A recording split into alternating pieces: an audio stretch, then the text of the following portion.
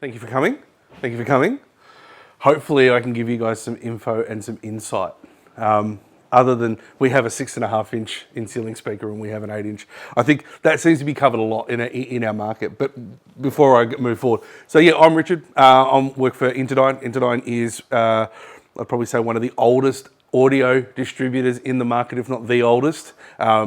Ensel Hi-Fi, which started back in the 50s, was the first company to actually demonstrate two-channel or hi-fi back in the 50s. So our legacy in this space, and traditionally in the hi-fi space, is there and has been very well established. In the last sort of 2 to 3 years, our offer is probably more, hasn't focused, but probably we've started to reintroduce a lot more custom orientated product. And that's why, as Leon was saying, one of the things we cover is, up until about 1.5 years ago, where we actually brought on Monitor Audio as a brand, what we thought was custom was actually just an installation offer.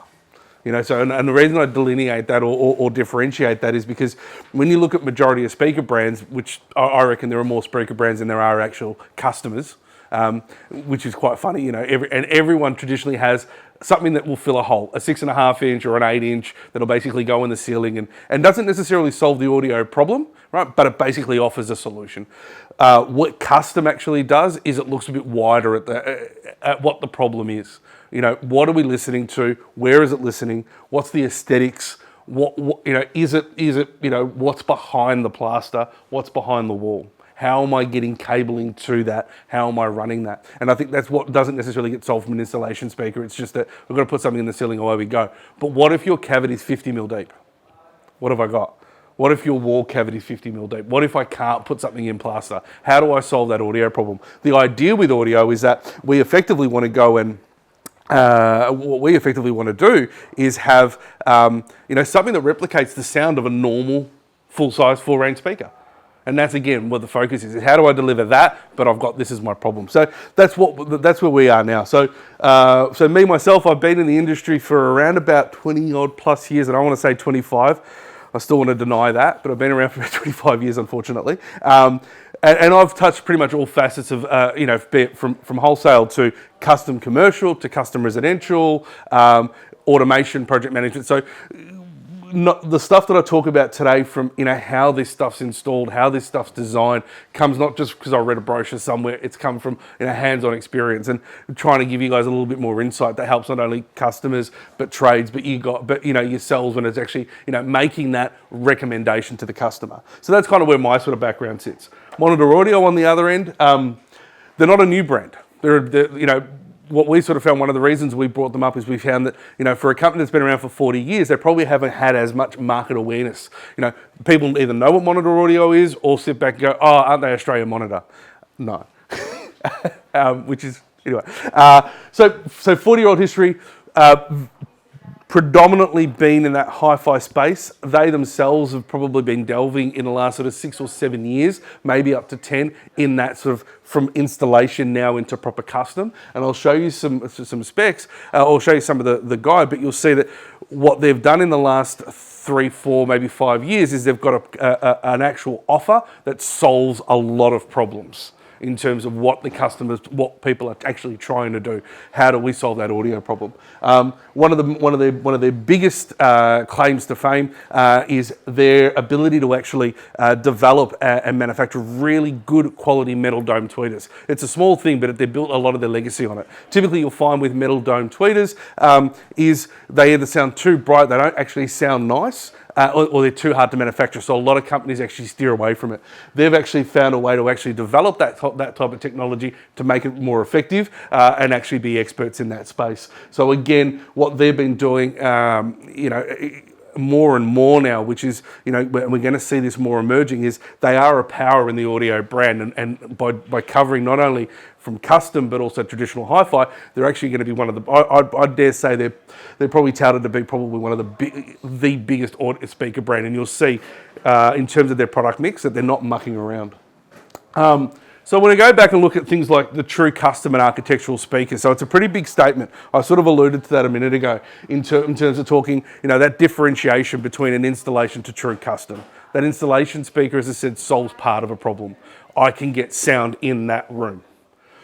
what we've got to ask is, what kind of sound do I want in that room? What sound can I have in that room? And how easy is it to access? When most people, one of the things that always rings true to me is the moment we talk about multi-room audio, people will always assume, well, it's just background music.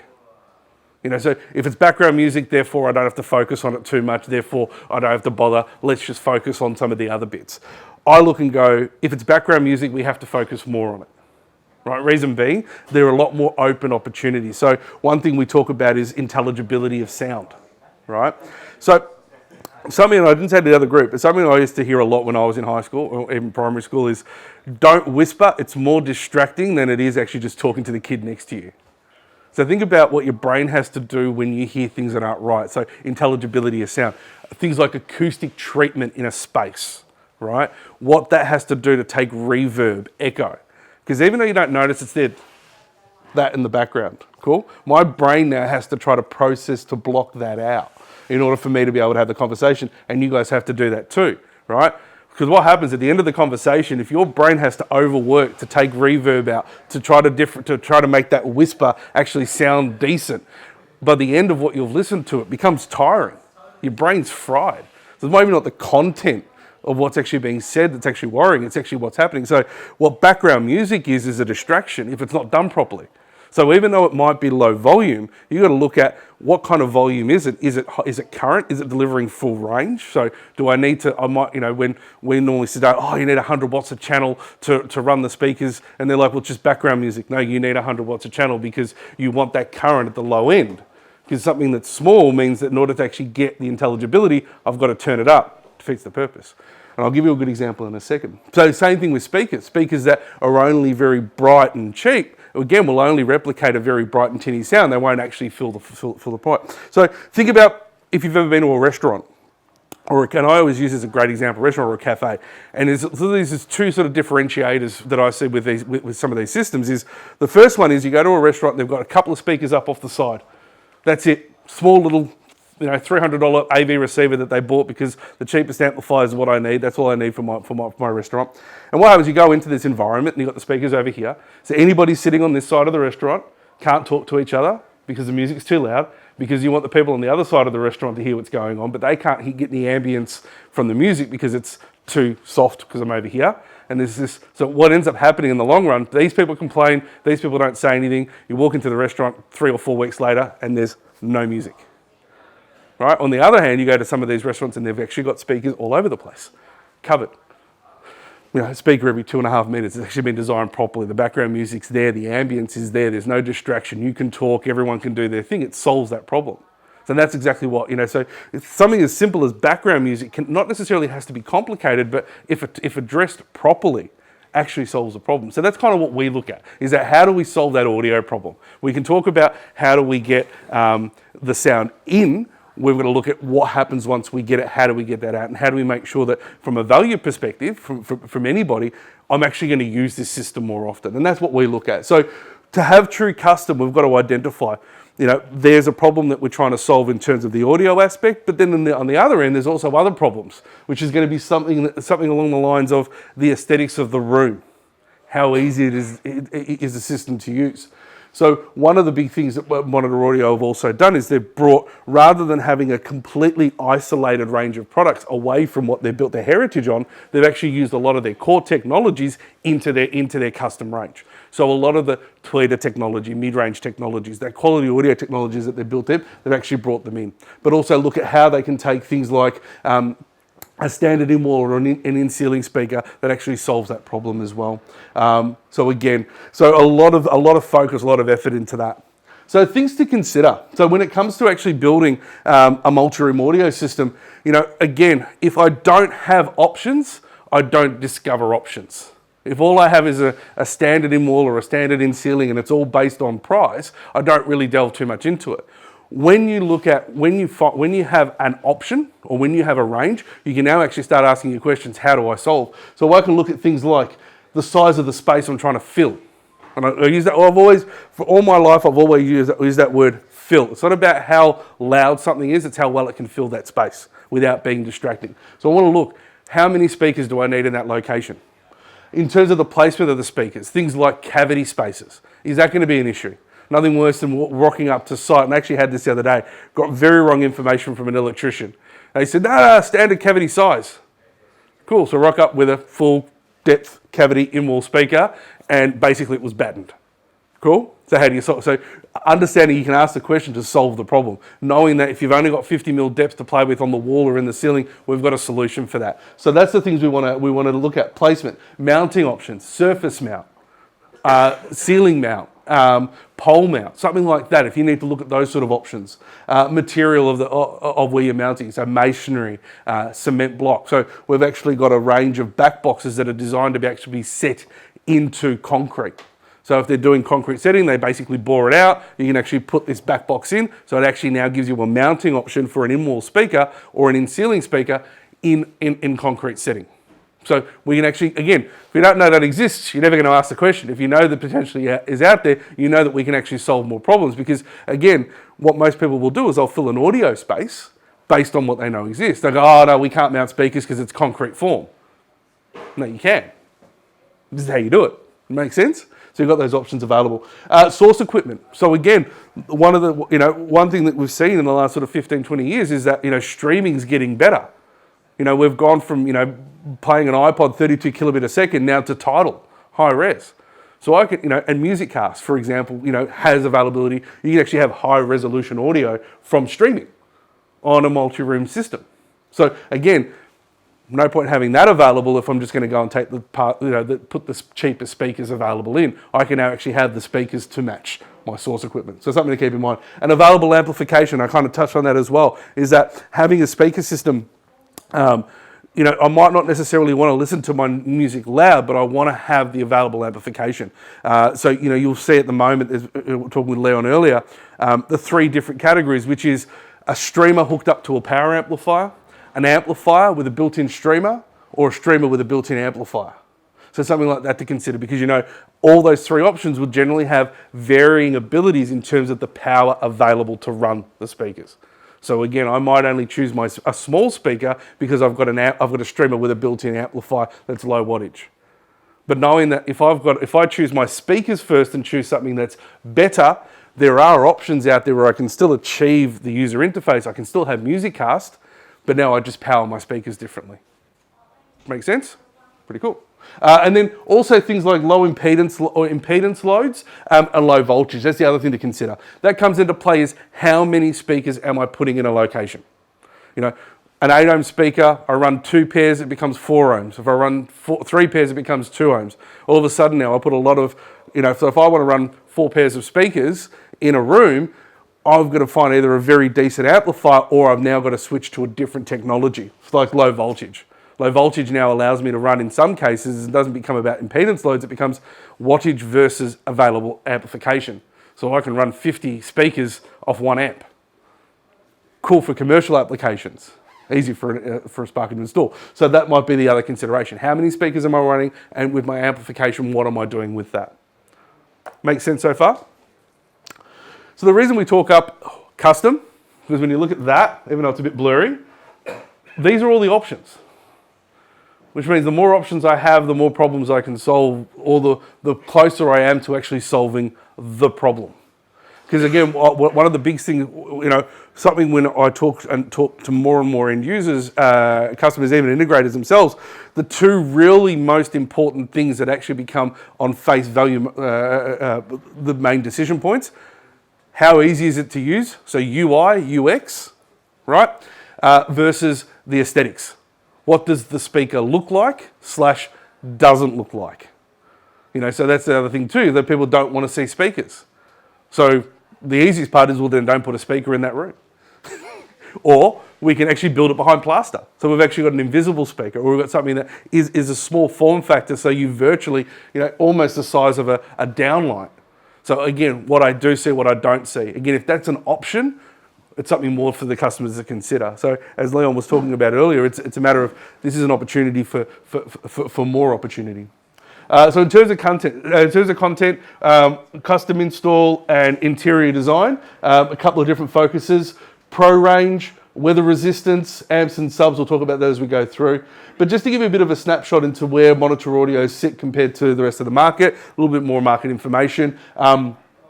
the amount of SKUs, the amount of options available in terms of the product mix. It's not a small brand. It's not a very entry-level brand. This is a brand that covers everything from simple installation speakers to larger options for the customers. But in terms of the product mix, Sonance, which has traditionally been the go-to for custom at 138 SKUs, we have 112 and it's still growing. Versus some of the other brands that still tout themselves as being custom orientated only, still don't have anywhere near the same amount of mix. But that's just custom. When it comes to your traditional hi-fi speaker, we've also got that covered as well. So when I said before about becoming one of the biggest speaker brands in the world, they're on target. A little bit of a guide for when you're looking at how do you differentiate between the actual brands. You'll see that every product's going to have a model number. There is some sort of naming convention that comes into play. And so as a quick breakdown, you'll see things like in terms of your first letter will indicate what it is versus a ceiling, an in-wall, a super slim. The range of the speaker, which is again, what quality? Where does that sit in line with the speaker technology that they've brought across to the in-ceiling? The size of the driver, and then in terms of the last bit is just the special features. So, and I'll talk about some of the models specific, things like T2, which is a single stereo, or FX, as we go through. So, any questions so far? So as you'll see, as we go through, you'll see some of the few differences in terms of the actual spec. I won't go through too much on the tech, maybe just a couple of little points of difference. Something like the 200, obviously is going to have a slightly better driver system. Its probably big takeaway is it has a thing called boundary compensation. It's a small thing. But what it means is that, again, if my only option is to stick a speaker in the corner, if you put a speaker in the corner, what happens to sound? Becomes a bit boomy, right? Again, something that's going to start affecting how things sound and what it does to your listening experience. So they have what they call boundary compensation. Quick switch, flick it off, and away you can basically, it cuts out that booming effect. So again, gives you a bit more flexibility as to where you can actually place that speaker. We go up in the ranges to full sizes, into things like IDCs, three-ways, etc. Mounting depths. So the other big thing is, again, your mounting depth, the options. 50 mil. 114 mil or 99 mil into 114 into some of the larger ones. So again, you have a bit more placement option. The CSS 230, for example, at 50 mil is actually designed to sound like a big 6.5 inch driver, 6.5 inch middle range in-ceiling speaker. So you don't lose quality, right? You sort of have a little bit of a flag post of what the quality is. Just because we've gone for a shorter depth doesn't mean we're going to lose anything. It's actually a pretty good plus. In terms of the special features. So again, thinking about how I'm listening to the music or how I'm listening to the sound, I can now sort of go in place into some of these special features. So IDC, for example, I might pass this around. IDC effectively gives you a three-way speaker with a pivotable mid-range and tweeter. So again, I want bigger quality sound. I want sound that matches a bookshelf speaker. That's my focus. I might want sound that matches what a floor standing speaker is going to sound like. What do you traditionally see on a floor stand or a bookshelf? Tweeter, mid-range, bass driver. So what are we replicating? We're replicating that within this. But again, having something that solves that. I don't want to see a bookshelf or a floor standing speaker in my room. I'm happy with something to sit in the ceiling.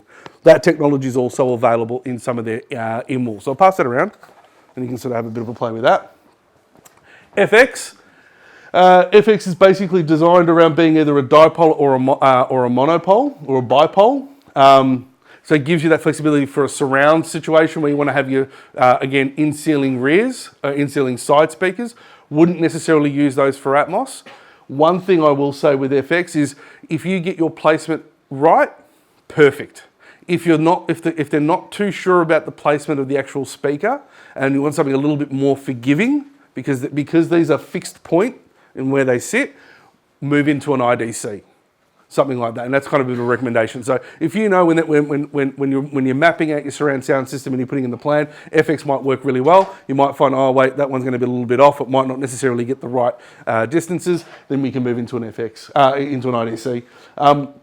Dual tweeter, so again, depending on the location, where some people can only accommodate one speaker, sound is stereo.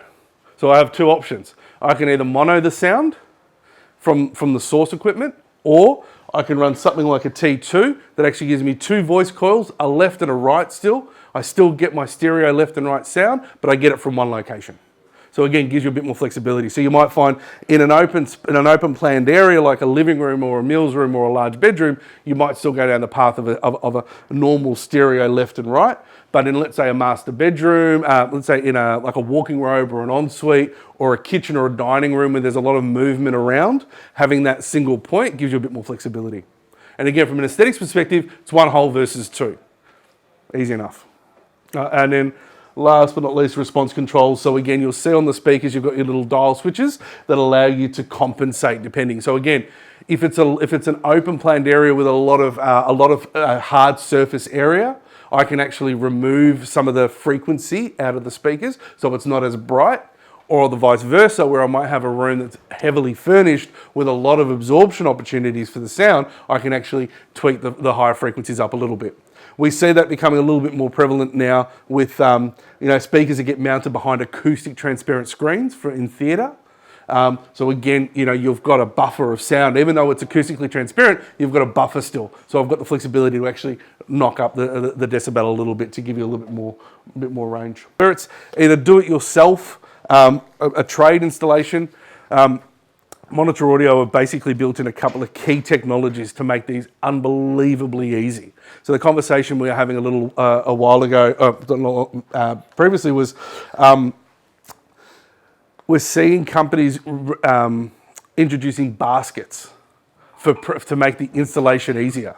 So traditionally what you might see with a speaker is, you'll have a tweeter in the middle, and what happens if you pick the speaker up from the tweeter? It pops off. And then you say it comes out of the box like that. No. So what it means is, you cut your hole, you put your basket in, and then you put your speaker in, right? One of the things I always look at is, once you've cut your hole, you've cut your hole. Now it's just a matter of how easy can you make it. So the reason I'm doing this is because that's exactly what it's designed to do. So you'll notice on all the speakers, even the bigger one that's in Danny's hand, they've all got a cross brace. Cross brace has actually been designed specifically, not just to hold the tweeter in place, but to actually mean that from an installer's perspective, I can lift it up like this, no issue. I'm going to do this until it breaks, that won't break. And I can lift it up into the ceiling. Easy as that. Cool? Once I've cut the hole, I've cut the hole. Doesn't matter where I put a basket, it's easy as that. Now, I've got only 3 grips. Most speakers have 4. Ours has got 3. Why? Because it's cheaper to manufacture. No.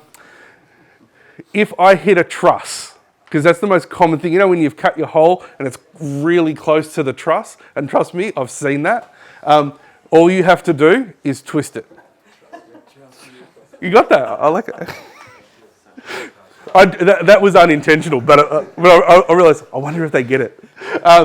No, when you put it in the ceiling, if you hit something, you just have to give it a slight twist.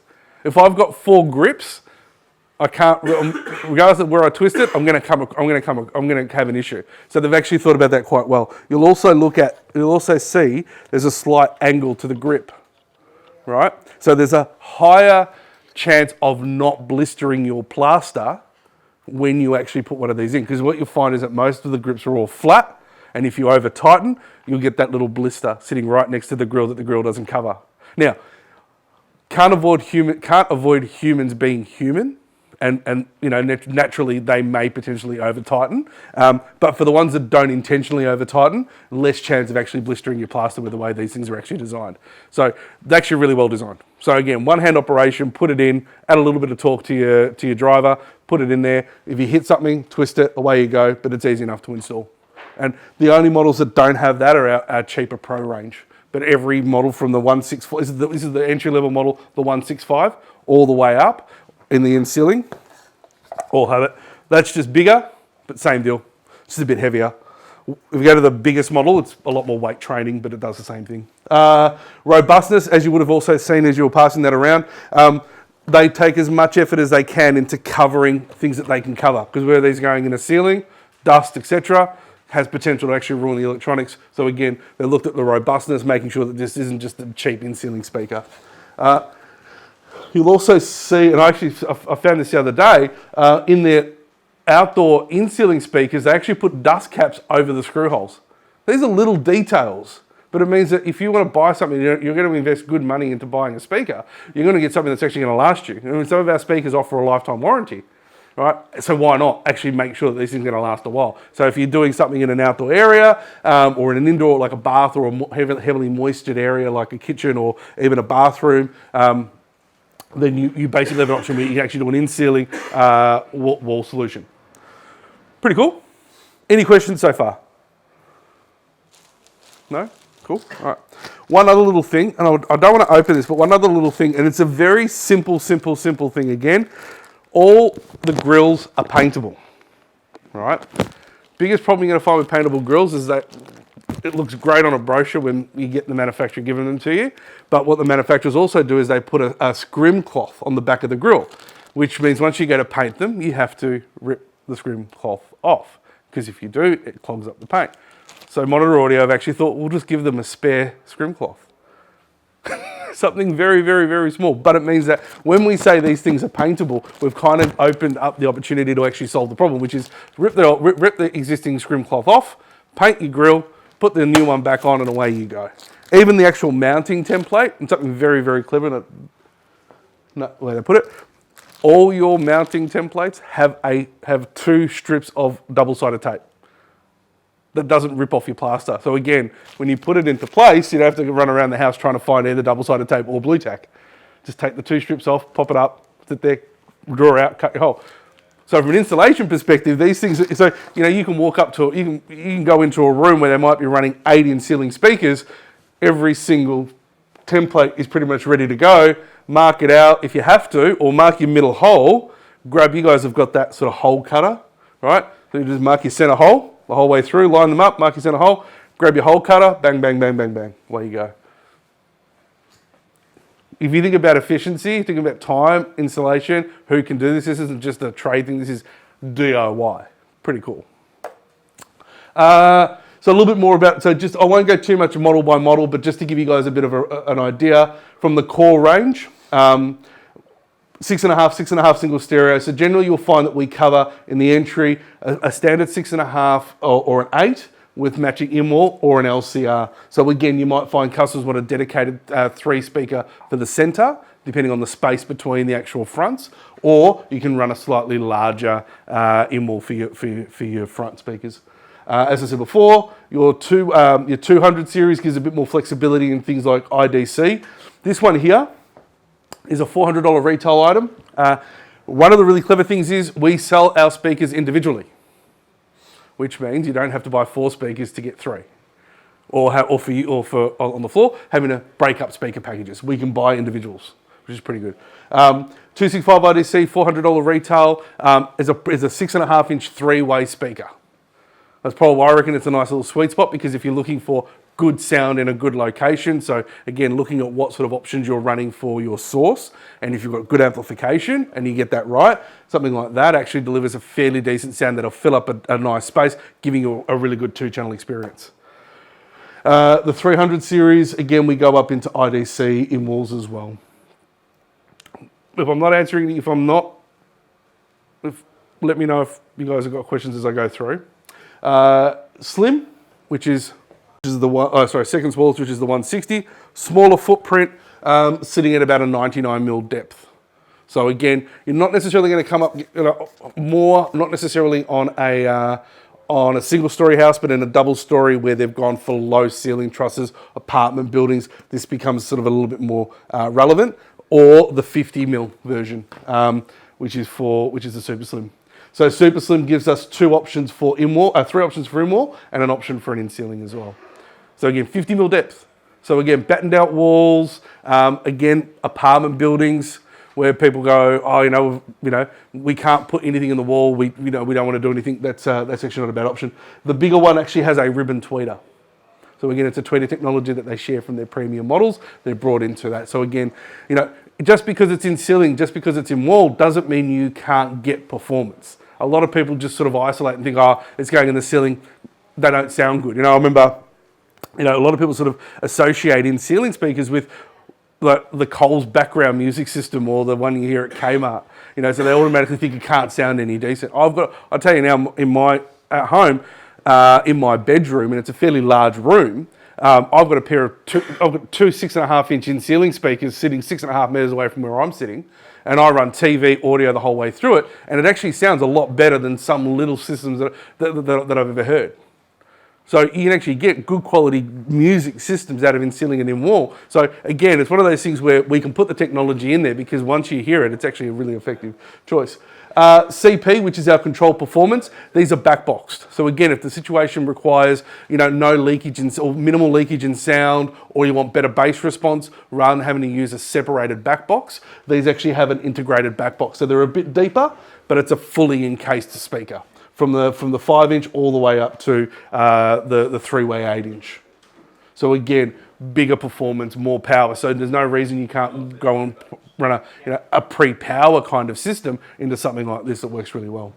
In-wall versions as well, and then full size. So again, for more dedicated cinema or for people who are wanting a floor standing speaker in a wall even more, these basically offer full range performance for in-wall with an option with or without a ribbon tweeter.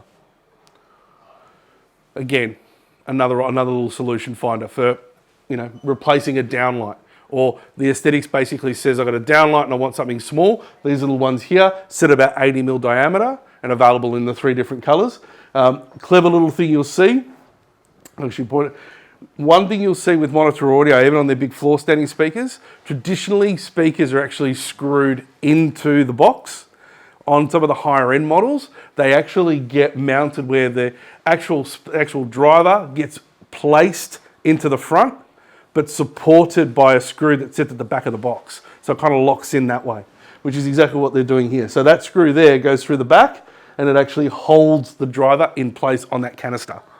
So very clever technology. And again, it removes vibration, removes opportunity from that. Interior design. So this is where we start to solve not necessarily just the audio problem, but this is where we now start to solve that design issue. Again, I've got the quality coming in from my source device. So again, I might, rather than having each little amplifier running into each different room, I can now basically have all my speakers running back to a central location, because that's what aesthetics allows me to do.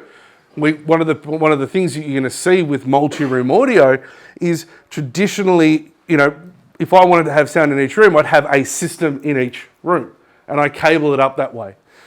What I sort of see in a lot more integrated systems, and you see this more and more, there's the reason you've got that sort of the Yamaha Music Cast sort of, 4-zone rack-mounted option, is all your speakers can basically be wired back to one location. Less audio cables, less data cables, it's just one cable. The only thing I need to worry about is my speaker cable back to that location, right? But what that means is that if someone wants to do something like that, it means they don't want to see things, or the things need to look minimal. So it's more of an architectural thing, right? So in terms of the interior design, we start to have speaker options that follow that flow. So flush fit's probably the first cab off the rank. I think you guys have got these ones listed. They're a 4-inch speaker with 3 different grill options. What we call a retrofit, which sits about 2mm off the plaster. For a more pre-fit option, they have what they call the pre-fit kits, which allow you to actually plaster the whole way through in line with the grill. So you skim your plaster, you level it all out, and it actually sits in line with the grill. So it actually is a flush fit. They also have a matching in-ceiling sub.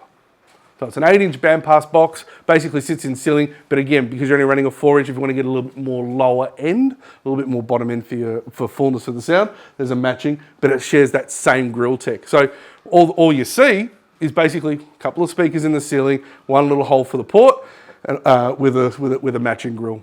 That's pretty clever. If you don't want to see anything at all, invisible. So again, how do I solve that problem where I want sound, but I don't necessarily want to see anything? So the invisible speaker is basically an all-in-one box, little transducers that vibrate the front panel. You plaster your wall, so it's completely encased, right? Never have to be touched again. Can be ported or unported, depending on how you do it. It has a built-in protection circuit. So if it does get hot by being built in, it will shut itself down rather than just blowing up. But with this, everything you need comes pretty much ready to go. You don't have to buy the transducers and then a back box. It's all encased in one device. And again, can be retrofitted or pre-fitted. So if they've built the plaster, they built the wall and then decide, I want sound here, you just cut where your studs are, place it on, bolt it in, plaster back over it. They retail for about $8.99. Very, very, very effective sound. So again, adds to that aesthetics. Passive sound bars. We're finding this more and more popular now because traditionally people have only an option where they can put a sound bar, but traditionally sound bars are active and they're prone to, as technology changes, the whole sound bar has to change. Something like this now gives you an option where I can have a sound bar. All my technology is based on the separated AV receiver. So if technology changes, just change your AV receiver. You've still got a very good quality speaker that is either going to sit about the size of a 50 to 60 inch, a 60 to 65 inch, or a 70 to 80 inch. So you just mount the speaker, run your three three speaker wires back to wherever your AV receiver has to go, put a couple of speakers in the ceiling and run it. You've got a 5-channel plus a sub 5.1. We have actually just launched an amplifier that's wall mounted that is 3-channel. So if you're happy with just the 3.1 system, then a little wall-mounted amplifier retails about $750. Mount that behind your TV, 3 cables back out to the sub, to that with a cable back to your sub, and it runs a proper Dolby digital signal. The reason I say that is because if you're watching Netflix or watching TV now, which is a lot of that is now in Dolby surround sound, you don't have to minimize the sound to PCM just to hear something. It'll actually run a true... So again, a lot of the cheaper sound bars don't actually harness the technology of Dolby. You know, it gets put into 2-channel only and then gets separated out. Whereas that's a proper proper Dolby signal put into that amplifier. So again, the passive sound bar opens up to, I'm not isolated to just an all-in-one active sound bar that can change in a year. This is a speaker. It's 3 speakers. It's a left, center, right. Mount it. Choose your own adventure when it comes to what you want to run as an amplifier for it, which I think is a lot better. $1,000, $1,200, $1,499. So not massively expensive either. If I've got my maths, if I've got my retails right. If I haven't, but we'll delete this. Sound frame. So again, another solution.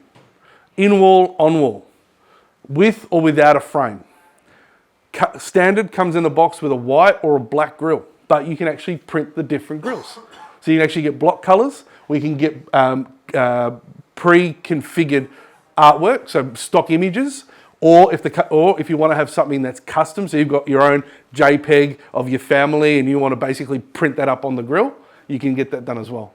So if someone in the family is an artist and they want to create some artwork that you can copy over into a JPEG or to a high-res image file, we can basically get that printed. So the Soundframe ones, for example, sit about that big, about that wide.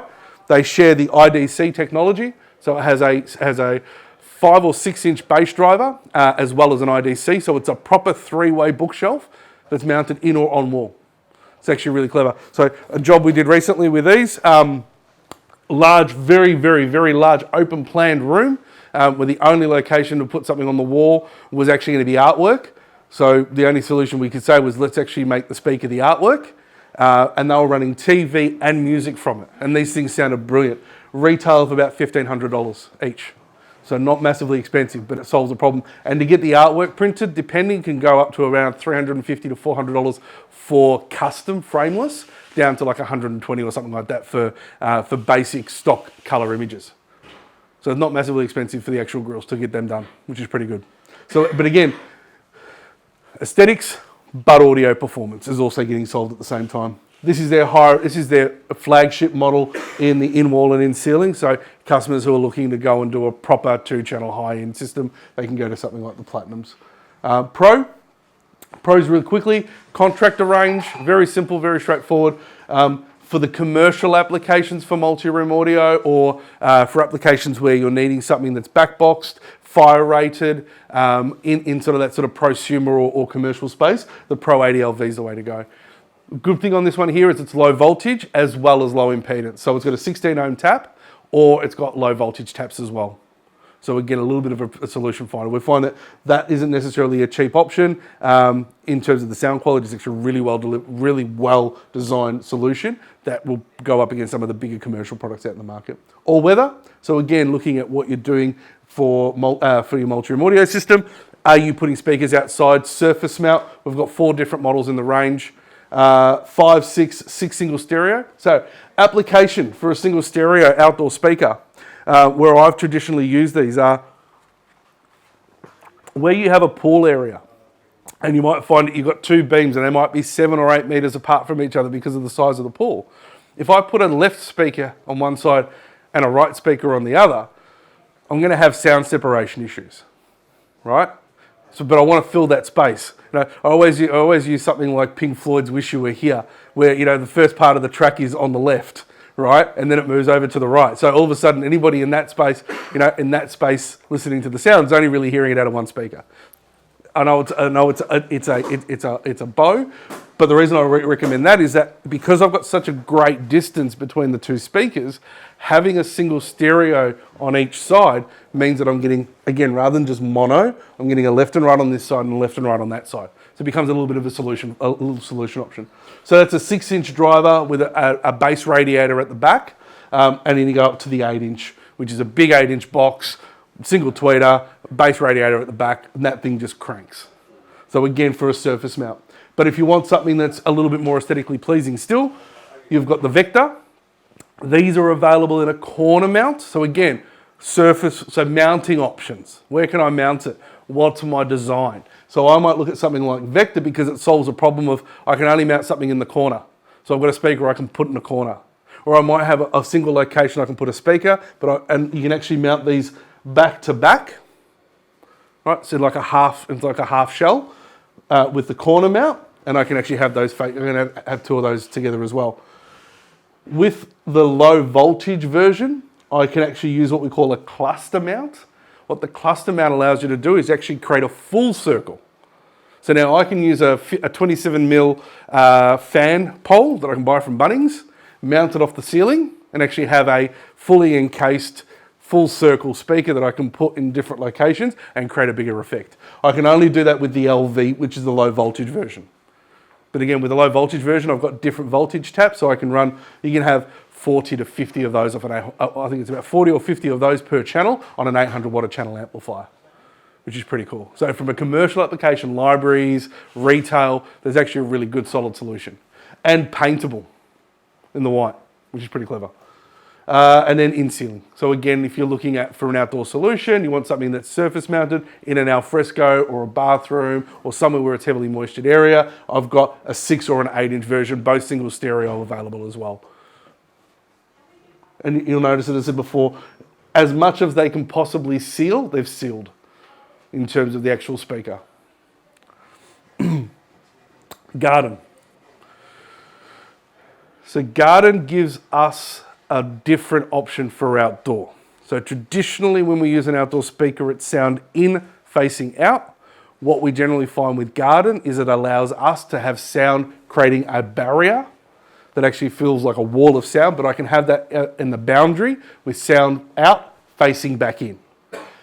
Ours is a low voltage option, so we can effectively run up to 16 satellites and up to 3 subs off one of our amplifiers. The more wattage you have, the more speakers you can run with low voltage. But both our subs is a 10-inch that can be freestanding or buried, or a 12-inch, which is that unit there, which is buried only. Available to be wall mounted or spike mounted. We've got one of these running at the office, and we've got an outdoor deck. We're on Cremorne Street, right near Nilex.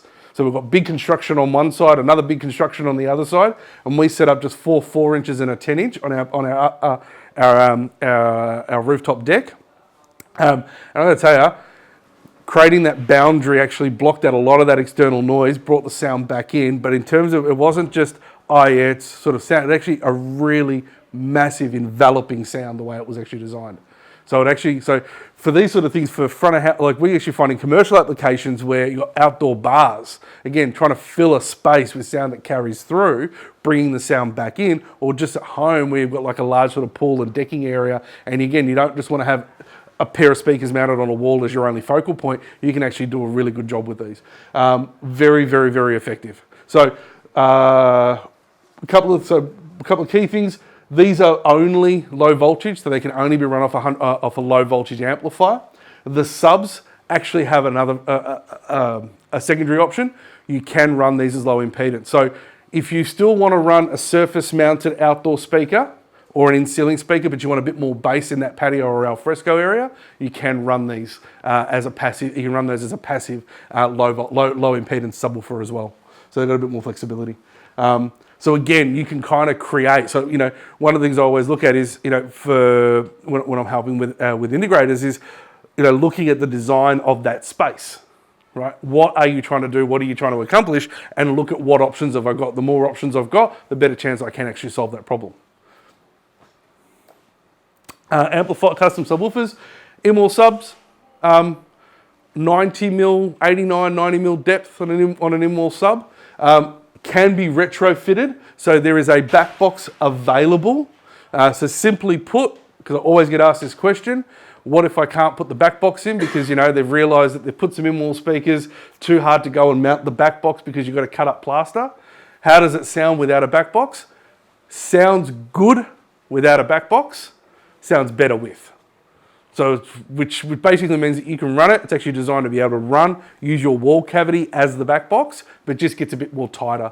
If you use the matching amp, it actually sounds pretty decent, but with our DSP amplifiers, they actually have different presets for movie, music, and there's another one, with or without the back box. They're actually EQ'd out with or without the back box fitted.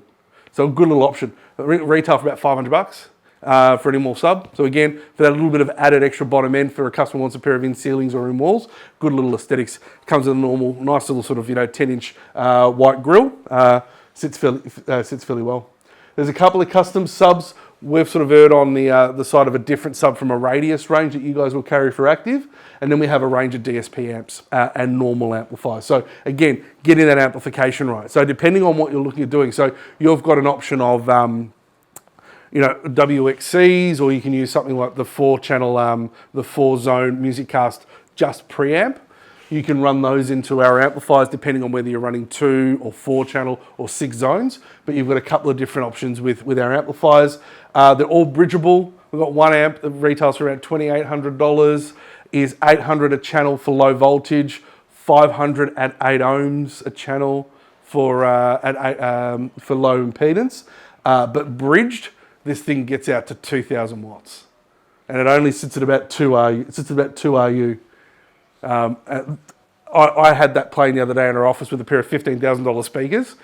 Unbelievable, just for a $2,800 amp. Yes, I'd get more musicality from a different amplifier, but for what it did for the money, was actually really decent. So a couple of different options. You've got your standard kind of static fits, which is a 2-channel 150 or 60 by 12, bridgeable again. No control capability, has signal sensing, which is pretty good, or 12-volt trigger. When I go into these models here, I actually get into built-in DSP. So low impedance, except for that one, which does low voltage as well. But these now become DSP controllable from an automation system, or input switching, or input mixing as well. So I can actually do 2 channels. I can have 2 source inputs. I can grab a left and right from one, let's say from a normal source, but if I've got a microphone to go in as well, I can set this up whether preset or via automation and pre-mix in a separate input, let's say for a microphone, which is actually fairly clever. So, and that retails, that one there's $200 a channel, so it's about $150 at 8 ohm, and it retails for around $1,600 for that sort of wattage, which is actually, I think it's about 800 watts, 470 watts a channel, bridged, if you want to run it as a single zone. So again, it's actually a very, very good domestic or commercial application to amplify in Class D. That's it. From that, any questions? From I know I may not have answered what you wanted to hear, but now's the time, opportunity to ask. No, I don't have any questions, I'm sorry. That's fine, cool. With the outdoor speakers? Yep. With speaker cabling, does it come with a special speaker cable? No, it doesn't. But basically, it's because it's low voltage, something that, obviously you want to have something that's variable. Yeah. There's no impedance issues effectively, because it's electrical current rather than, but I normally recommend, something that's like a 12 gauge at least, just to cope with the current. With the weight, because it's 100 volt, it's basically one direct line that goes from each speaker to each speaker, right? But if you use something like a 4-core, what you can do is run it, tap your sub off one of the 2 cores, and then just use the other 2 for that. So, yeah, so either you run a speaker in conduit that might not be variable, or run something that's like, normal garden. I mean, effectively you can always run it off normal garden lighting. Yeah, you're not going to have as many, you are going to have interference issues, but it's different to low impedance to a degree. You could say a recommendation of 10 metres at low impedance for the outdoor garden zone. For the sub, yeah. So again, it's going to come back. It's going to come back to what kind of speaker cable you're running. So if you're going to be doing, if you're going to be doing low impedance, yeah, it's a different topic. So yeah, so going back, the first part was for low voltage.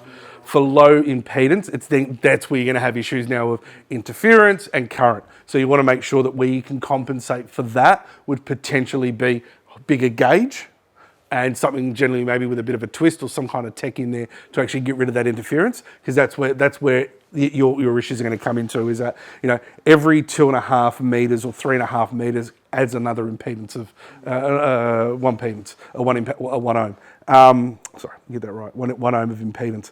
So yeah, as it's a bit of a seesaw effect. Whereas the higher the gauge, the more interference you're prone to. Well, sorry, when I say higher, I mean like the lower, right? Right. So the bigger the gauge, the more opportunity you have for interference. So you kind of have to find that balance. So yeah, I'd recommend 10. You could probably go 20, but you just have to pay attention to what kind of cabling you're running for that. Seems like the brand's pretty much covered everything, but do you guys do impedance testing tools and stuff like that as well? No. So for us as a company, it's more, we'll always go to you guys.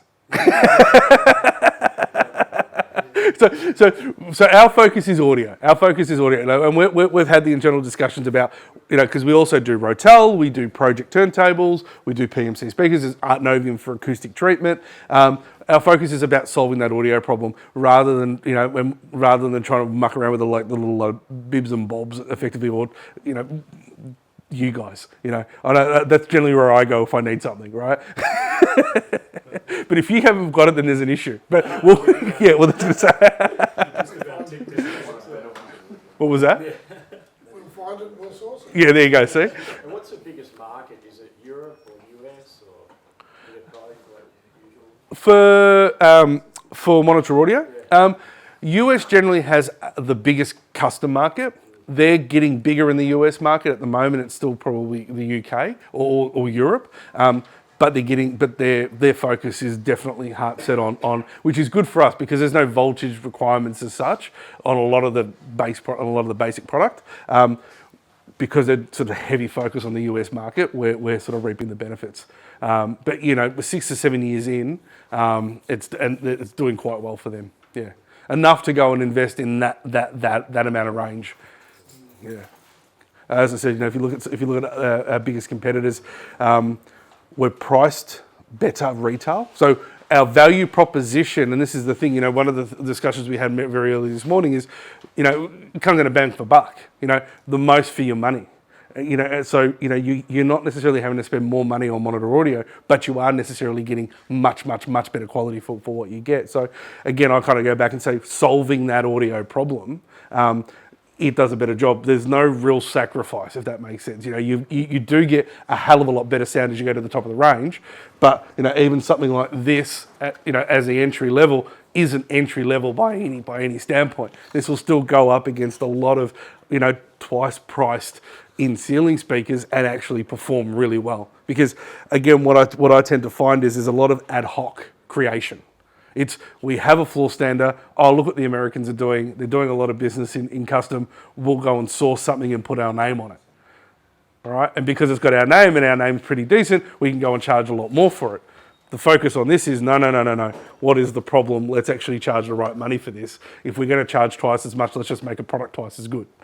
Makes sense? So, and that's what I say. So, looking at what their range is, it is not ad hoc by any way, shape or form. It is designed specifically for, which is a really big plus.